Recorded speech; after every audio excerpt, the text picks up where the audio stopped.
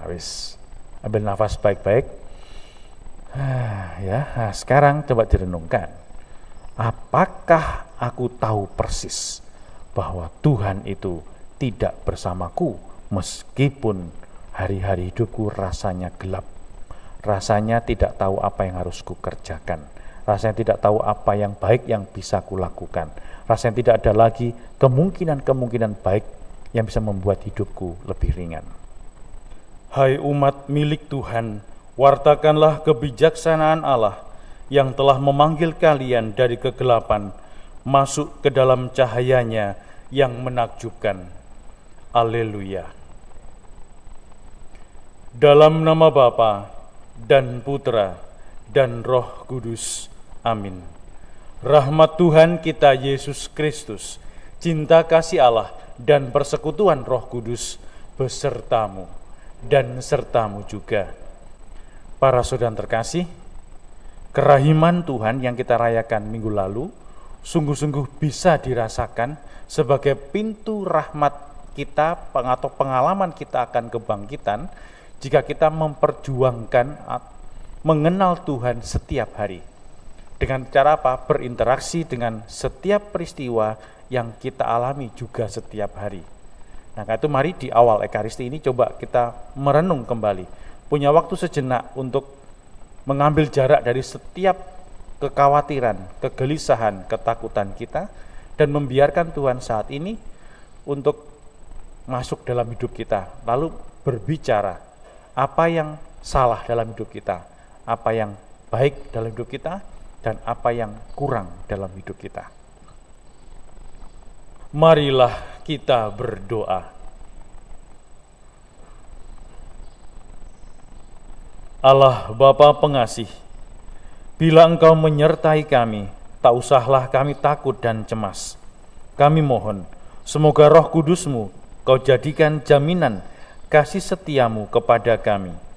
Demi Yesus Kristus Putra-Mu, Tuhan dan pengantara kami, yang hidup dan bertahta bersama Dikau, dalam persekutuan dengan Roh Kudus, Allah sepanjang segala masa. Amin. Bapak Ibu, para saudara terkasih, kita ini kan kerap berdoa, Tuhan, mbok ya aku ini dikuatkan, atau lebih tepat kerap kali doa kita, Tuhan aku bebaskan aku. Itu kan yang kita doakan toh. Bebaskan aku dari banyak hal yang membuat aku tersesat. Sopo yo sing gelem menderita. Kemarin saya bilang toh, kalau suruh milih enak dan tidak enak, mesti milih yang enak. Kalau kita milih yang wah aku ingin menderita seperti Yesus, milih sing gak enak. Wah, ada sesuatu yang keliru dalam pikiran kita itu. Nek kon milih, yo milih sing enak. Pengalaman-pengalaman berat, tidak enak, itu membuat kita seperti berada dalam kegelapan, gitu loh. Kalau pas tengah malam, mati lampu. Waduh, bingung dah wis. Geraya-geraya itu, wis tangannya mulai kemana-mana cari apa? Cari HP. Kira-kira begitu dekat nyala dia, nyala terus ada terang. Wah, lego. Kiranya gampangannya pasca itu gitulah, pasca itu gelap, bingung, geraya-geraya oleh HP. Tuhan tuh saat ini mungkin seperti HP itu loh, yang memberi kita keyakinan bahwa wah meripatku cek iso melek. Kapan itu ada yang buder, dia kena diabetes, terus dia merasa bahwa pandangannya ini makin lama makin pudar. Sekali dia ke Malang, terus mati lampu, ya itu tadi, jam 3 pagi dia bangun, gelap kabeh, waduh buta nih, begitu pegang HP bisa lihat, lega rasanya. Sama seperti, Paskah, kerahiman Tuhan itu seperti kita ini diterima apapun keadaan kita.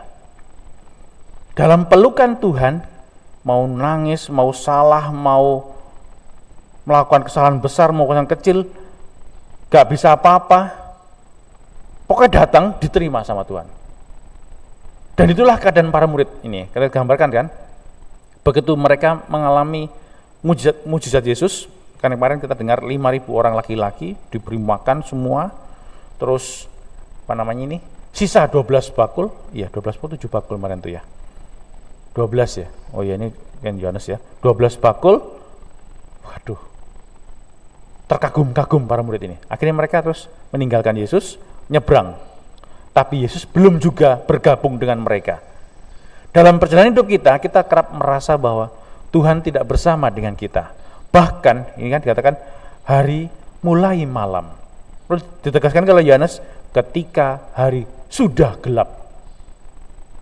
Merasa ada Yesus? Ya, tetapi tidak merasa menyertai kita. Gelap. Dan ditambah lagi, pada saat mereka melihat sesuatu yang di luar nalar mereka, Yesus berjalan di atas air. Kalau dalam Injil yang lain sampai teriak-teriak, itu hantu, itu hantu. Dan yang utama dalam Injil ini adalah peneguhan Yesus. Tapi Yesus berkata kepada mereka, ini aku, jangan takut. Jadi pada saat kita sedang takut-takutnya, gak tahu apapun, Tuhan menunjukkan dirinya. Justru pada saat kita merasa sangat lemah, merasa sangat tidak berdaya, Tuhan menguatkan kita. Itulah kerahiman Tuhan. Tuhan meneguhkan kita. Tuhan tidak memandang kemampuan kita, tapi Dia menerima kita. Tuhan tahu persis kita ini mudah berdosa. Tuhan tahu persis kita ini jatuh dalam dosa. Tuhan tahu persis kita ini mudah berbohong. Tuhan tahu persis kita ini mudah marah lagi. Tapi Dia tahu persis juga bahwa kita ini mampu untuk mengalahkan semuanya itu. Dia tahu persis juga kita bisa melewati hari-hari hidup kita yang rasanya tidak mungkin terlewati. Tuhan tahu persis bahwa kita bisa melewati malam hidup kita meskipun tidak mudah. Bisa. Meskipun semalam itu rasanya panjang banget. Nah, sekarang masalahnya satu. Apakah kita tahu persis juga Tuhan itu bersama dengan kita? Tuhan sengaja membiarkan para murid ini mendayung 2-3 mil sampai di tengah-tengah.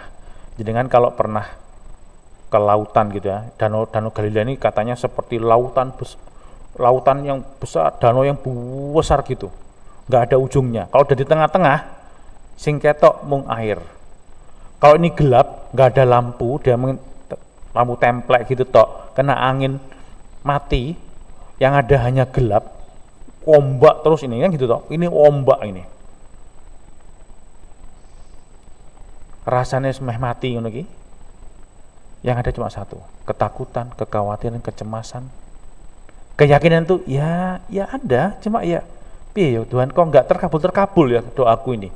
Yang ada makin lama dan tahunan ini aku tertimpa hal yang tidak enak terus. Tuhan datang, ngelus-ngelus ini apa ini? Apa jenenge iki? Pundak, ayo.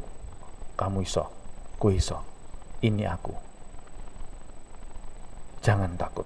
Ayo jalan lagi, jangan takut. Kamu bisa, jangan takut. Itulah Paskah. Itulah Tuhan yang menerima kita. Itulah kerahiman Tuhan. Yang tidak lagi memperhitungkan kita mampu atau tidak. Pokoknya kamu mau datang, kamu mau dipeluk Tuhan, ayo datang, ayo jalan.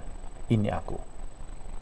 Dan Tuhan tidak pernah meninggalkan kita. Meskipun para murid tadi, kita ini merasa bahwa kita tidak disertai atau tidak bersama dengan Tuhan. Ambil nafas baik-baik. Nah, sekarang coba direnungkan. Apakah aku tahu persis bahwa Tuhan itu tidak bersamaku meskipun hari-hari hidupku rasanya gelap, rasanya tidak tahu apa yang harus kukerjakan, rasanya tidak tahu apa yang baik yang bisa kulakukan, rasanya tidak ada lagi kemungkinan-kemungkinan baik yang bisa membuat hidupku lebih ringan. Ya Bapa, aku menghendaki agar semua orang yang Kau serahkan kepadaku tinggal bersama aku di tempat aku berada, supaya mereka memandang kemuliaan-Mu yang telah Kau berikan kepadaku. Haleluya. Marilah kita berdoa. Allah Bapa sumber kedamaian, janganlah jauh-jauh dari kami, tetapi berikanlah kiranya sabda keteguhan hati dan harapan, agar kami dapat sejahtera, menjadikan dunia ini tempat kedamaian, dan berani memulai hidup kami dalam hari-hari hidup kami selanjutnya. Demi Kristus Tuhan dan pengantara kami. Amin. Tuhan sertamu dan sertamu juga. Saudara sekalian, hidup kita hari ini, anggota keluarga kita dimanapun mereka berada, senantiasa dibimbing, dilindungi, dan diberkati oleh Allah yang Maha Kuasa, Bapa dan Putra dan Roh Kudus. Amin. Para saudara yang terkasih, dengan demikian Ekaristi Kudus kita telah selesai. Syukur kepada Allah. Pergilah kita diutus. Amin.